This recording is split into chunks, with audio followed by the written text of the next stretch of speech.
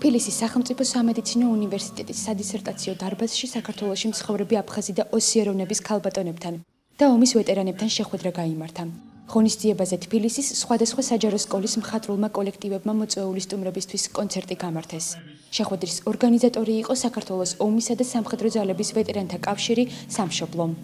ინიციატივა გამიჩნდა, რომ ჩვენ შევხედროდეთ აფხაზეთში მცხოვრები აფხაზ ქალბატონებთან და რომლებიც ახლა აქ არიან, იმყოფებიან თბილისში. მე მივწერე ეს ბატონ პრეზიდენტს, ეს ჩვენი ინიციატივა და ძალიან მოეწონა და პირდაპირ განკარგულება გასცა, რომ დახმარება გაეწია ჩვენთვის. Я 5 детей. 5 შვილის დედა ვარ და 15 შვილიშვილის ბებია.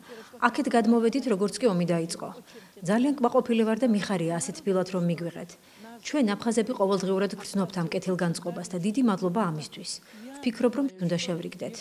მნიშვნელოვანია ყოველთვის აფხაზი დედების და სამაჩაბლონან წამოსული ეს დედების შეხვედრა აუცილებელია.